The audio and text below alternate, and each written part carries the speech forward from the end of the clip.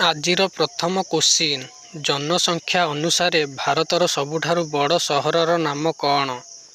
ଜନସଂଖ୍ୟା ଅନୁସାରେ ଭାରତର ସବୁଠାରୁ ବଡ଼ ସହରର ନାମ କ'ଣ? ଏ. କୋଲକାତା, ବି. ଦିଲ୍ଲୀ, ସି. ମୁମ୍ବାଇ, ଡି. ହାଇଦ୍ରାବାଦ।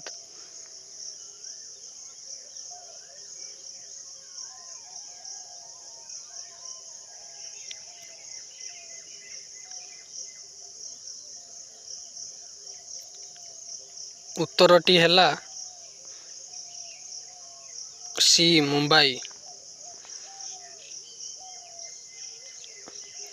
ଜନସଂଖ୍ୟା ଅନୁସାରେ ବିଶ୍ୱ ସବୁଠାରୁ ବଡ଼ ଦେଶ କିଏ? ପୁଣି ଥରେ, ଜନସଂଖ୍ୟା ଅନୁସାରେ ବିଶ୍ୱ ସବୁଠାରୁ ବଡ଼ ଦେଶ କିଏ? Option A. ରୁଷ, ବି. ଚୀନ, ସି. America, D. ଭାରତ।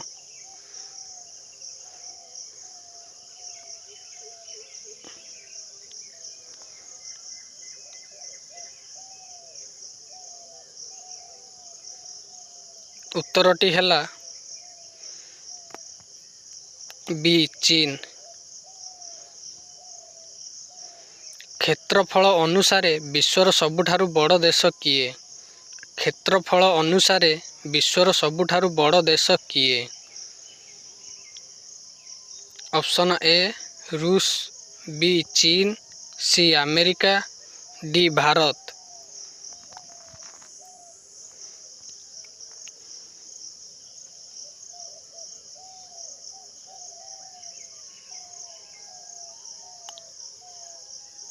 ଉତ୍ତରଟି ହେଲା ଏ. ରୁଷ। ପ୍ରଶ୍ନ, ଭାରତର କେଉଁ ନଦୀରୁ ହୀରା ମିଳିଥାଏ? ଭାରତର କେଉଁ ନଦୀରୁ ହୀରା ମିଳିଥାଏ? ଏ. ଗଙ୍ଗା, ବି. ଗୋଦାବରୀ, ସି. କୃଷ୍ଣା, ଡି. ମହାନଦୀ।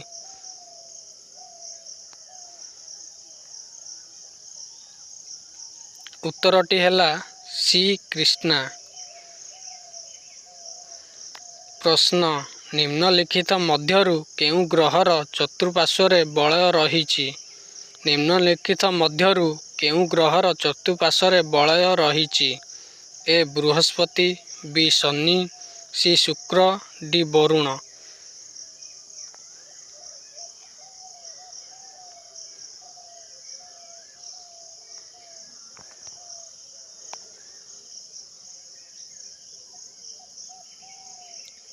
ଉତ୍ତରଟି ହେଲା ବି. ଶନି। ପ୍ରଶ୍ନ, କେଉଁ ଯନ୍ତ୍ର ସାହାଯ୍ୟରେ ବାୟୁର ଗତି ମାପ କରାଯାଏ? କେଉଁ ଯନ୍ତ୍ର ସାହାଯ୍ୟରେ ବାୟୁର ଗତି ମାପ କରାଯାଏ?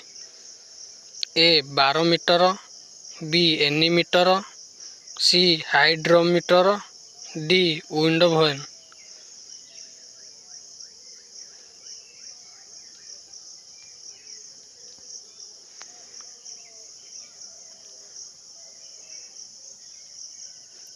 ଉତ୍ତରଟି ହେଲା ବି. ଏନିମୋମିଟର। ପ୍ରଶ୍ନ, ଭାରତରତ୍ନର ଡିଜାଇନ୍ କେଉଁ ବୃକ୍ଷର ପତ୍ର ସଦୃଶ ହୋଇଥାଏ? ଭାରତରତ୍ନର ଡିଜାଇନ୍ କେଉଁ ବୃକ୍ଷର ପତ୍ର ସଦୃଶ ହୋଇଥାଏ? ଏ. ବରଗଛ, ବି. ଅଶ୍ୱତ୍ଥ ଗଛ, ସି. ଆମ୍ବ ଗଛ, ଡି. ଲିମ୍ବ ଗଛ।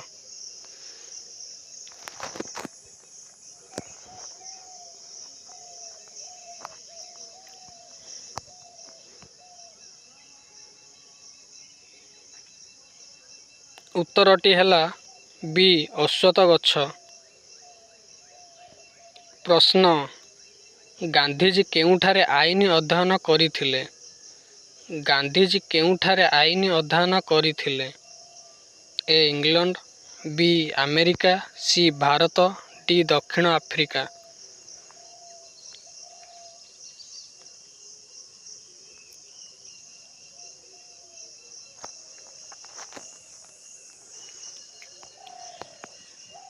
ଉତ୍ତରଟି ହେଲା ଏ. ଇଂଲଣ୍ଡ।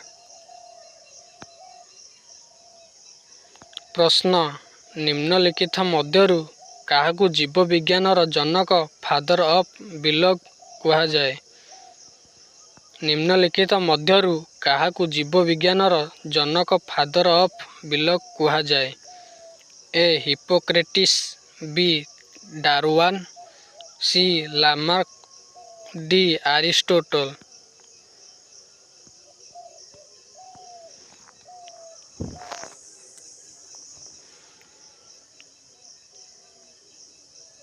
ଉତ୍ତରଟି ହେଲା ଡି ଆରିଷ୍ଟୋଟଲ। ପ୍ରଶ୍ନ ଭାରତର କେଉଁ ସହରକୁ ସାତ ଦ୍ୱୀପର ସହର ସିଟି ଅଫ୍ ସେଭେନ୍ ଇସଲାଣ୍ଡ କୁହାଯାଏ? ଭାରତର କେଉଁ ସହରକୁ ସାତ ଦ୍ୱୀପର ସହର ସିଟି ଅଫ୍ ସେଭେନ୍ ଇସଲାଣ୍ଡ କୁହାଯାଏ? ଏ ଚେନ୍ନାଇ, ବି ଦିଲ୍ଲୀ, ସି ମୁମ୍ବାଇ, ଡି କୋଚି।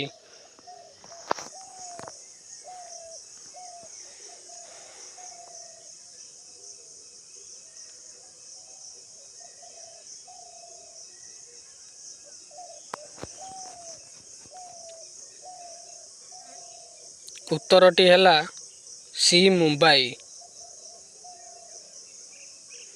ପ୍ରଶ୍ନ ଭାରତର କେଉଁ ସହରକୁ ସିଲିକନ୍ ଭ୍ୟାଲି ଅଫ୍ ଇଣ୍ଡିଆ କୁହାଯାଏ? ପୁଣି ଥରେ ଭାରତର କେଉଁ ସହରକୁ ସିଲିକନ୍ ଭ୍ୟାଲି ଅଫ୍ ଇଣ୍ଡିଆ କୁହାଯାଏ?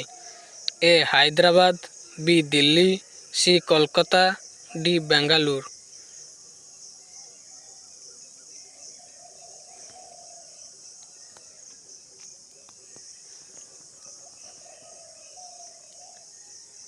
ଉତ୍ତରଟି ହେଲା ଡି ବେଙ୍ଗାଲୁରୁ। ପ୍ରଶ୍ନ ସାତଟା କଦଳୀ ଅଛି, 8 ଜଣ ଲୋକ ନ ଭାଙ୍ଗି ନ କାଟି କିପରି ଖାଇବେ? ପୁଣି ଥରେ ସାତଟା କଦଳୀ ଅଛି, 8 ଜଣ ଲୋକ ନ ଭାଙ୍ଗି ନ କାଟି କିପରି ଖାଇବେ?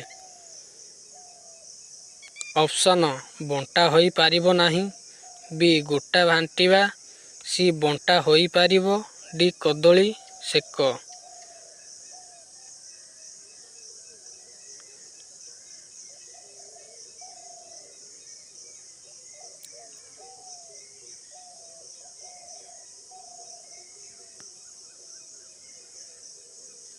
ଉତ୍ତରଟି ହେଲା